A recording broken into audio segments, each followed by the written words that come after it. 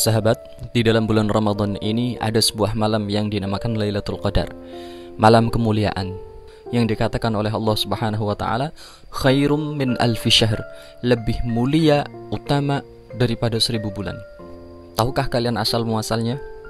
Disebutkan dalam sebuah kitab yang bernama Mukasyafatul Qulub karangan Al-Imam Abu Hamid Muhammad bin Muhammad Al-Ghazali. Dalam bab Fadlu Lailatul Qadar, keutamaan Lailatul Qadar, ada sebuah hadis yang diriwayatkan oleh Imam Abdullah bin Abbas bahwasanya suatu ketika Rasulullah pada saat bulan Ramadan diperlihatkan oleh Allah Subhanahu wa taala seorang nabi di Bani Israel yang berjuang selama 1000 bulan berjihad di jalan Allah Subhanahu wa taala. Kemudian dijelaskan oleh Al-Imam Al-Ghazali bahwa nabi itu bernama Syam'un. Salah satu mukjizatnya adalah kekuatan yang sangat luar biasa, yang jauh di atas rata-rata manusia.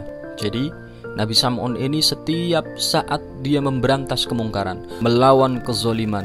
Apalagi pada saat itu Raja Bani Israel adalah seorang raja yang zalim.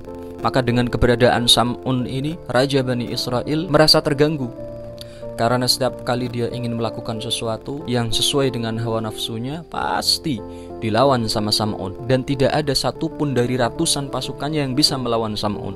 Semuanya kalah karena saking kuatnya Syam'un. Hingga suatu ketika si raja ini meminta pendapat kepada orang-orang terdekatnya, bagaimana caranya biar kita bisa mengalahkan Syam'un. Lalu ada yang mengusulkan, gimana kalau kita bujuk istrinya Syam'un, kita tawari dia emas, permata, perhiasan, agar dia mau mengikat dan melumpuhkan Syam'un. Akhirnya saran itu disetujui sama raja. Lalu beberapa utusan menemui istri Syam'un ketika Syam'un sedang tidak berada di rumah. Diberikanlah tawaran tersebut. Dan ternyata istri Syam'un karena tergiur dengan harta yang sangat banyak itu, dia pun mengiyakan. Ketika malam harinya, saat Syam'un tidur, sang istri mengikat kedua tangan dan kakinya dengan tali yang sangat besar. Namun ketika Syam'un tersadar, dia hanya sedikit menggerakkan tangan dan kakinya, lalu tali itu pun putus. Kemudian ditanya, kenapa kau lakukan ini? Sang istri menjawab, aku cuma pengen tahu seberapa kuatnya dirimu. Lalu keesokan harinya, si istri lapor pada utusan sang raja bahwa tali sebesar itu masih sangat rapuh di tangan Syam'un. Maka diberikanlah rantai dari baja untuk mengikat Syam'un. Ketika malam harinya dilakukan hal yang sama. Saat Syam'un tidur, diikat, digembok pakai rantai baja. Ketika Syam'un tersadar, dia menggerakkan tangan dan kakinya, maka rantai itu pun putus. Ditanya lagi, kenapa kau lakukan ini lagi? Aku cuma pengen tahu kekuatanmu sebatas apa. Kemarin tali yang besar kau bisa putus dengan gerakan sedikit, sekarang aku pengen coba dengan rantai. Lalu besoknya si istri laporan lagi, rantai pun putus. Maka si raja kebingungan, dan disitulah datang iblis. Iblis membisiki si raja untuk meminta istri Syam'un agar bertanya kepada suaminya, kira-kira dengan apa kau bisa diikat dan menjadi lemah. Maka si raja pun menyuruh si istri ini untuk bertanya dengan pertanyaan itu. Singkat cerita, Syam'un pun ditanya sama istrinya, kamu ini kuat banget, diikat pakai tali gede, talinya putus. Pakai rantai baja, rantai bajanya hancur.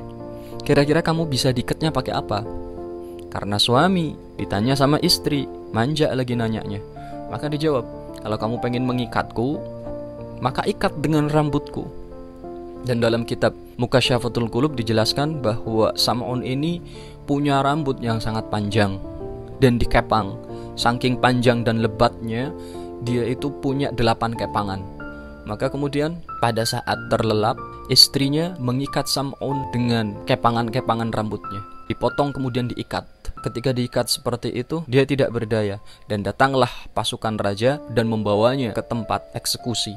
Pada saat berada di tempat eksekusi, Bani Israel menonton nabi mereka dipermalukan seperti itu. Syam'un mendapatkan siksaan yang luar biasa pedih.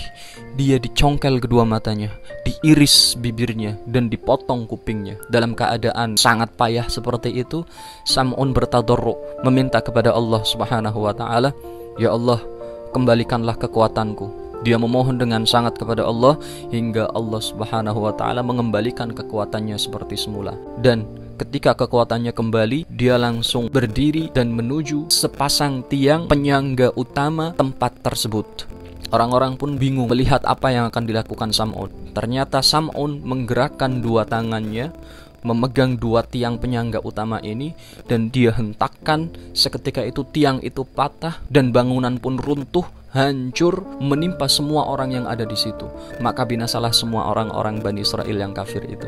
Dialah Sam'un, seorang nabi yang menghabiskan waktunya selama 1000 bulan hanya untuk berjihad di jalan Allah, memberantas kemungkaran, melawan kezaliman, dan menghancurkan keangkara murkaan.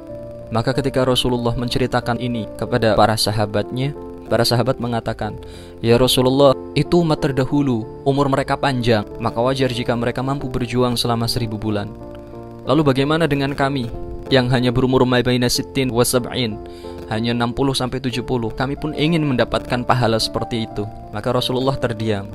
Dikala Rasulullah terdiam, datang malaikat Jibril menyampaikan wahyu dari Allah Subhanahu wa taala, "Inna anzalnahu fi lailatul qadr, wa ma adraka ma lailatul qadr. Lailatul qadri khairum min alfi syahrin tanazzalul malaikatu war-ruhu fiha bi'izni rabbihim min kulli amrin salamun hiya hatta matla'il fajr." Turun surat Al-Qadr menjelaskan bahwa khusus untuk umat Nabi Muhammad, meskipun umurnya sedikit, akan tetapi diberikan keistimewaan oleh Allah berupa malam kemuliaan, yaitu malam Qadar, yang barang siapa beribadah pada malam itu, maka ibadahnya dikalikan 1000 bulan. Ibadahnya baca Quran pada malam itu, maka baca Qurannya dia seperti baca Quran selama 1000 bulan, tanpa henti baca Quran terus. Salat tarawihnya pada malam Lailatul Qadar dihitung 1000 bulan atau 83 tahun, tidak berhenti sholat tarawih terus. Jika pada malam itu dia kebetulan bersodakoh, maka dihitung sodakohnya selama 1000 bulan atau 83 tahun.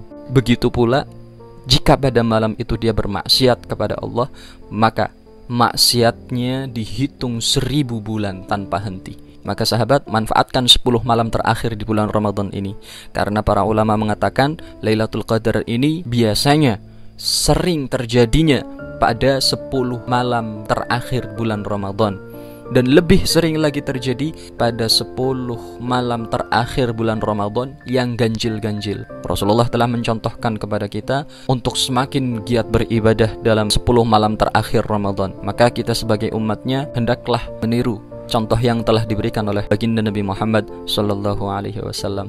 Semoga kita mendapatkan kemuliaan malam Lailatul Qadar, karena seandainya jika kita yang berumur antara 60-70 tahun ini, dalam seumur hidup kita mendapatkan Lailatul Qadar 10 kali saja, maka seolah-olah kita telah beribadah kepada Allah selama 83 tahun dikalikan 10. 830 tahun beribadah, padahal umur kita antara 60-70 tahun. Assalamualaikum warahmatullahi wabarakatuh. Jika kalian suka dengan video ini, like, share, and subscribe. Jangan biarkan kebaikan ini hanya berhenti pada kalian. Ajak yang lain juga ya, biar sama-sama masuk surga.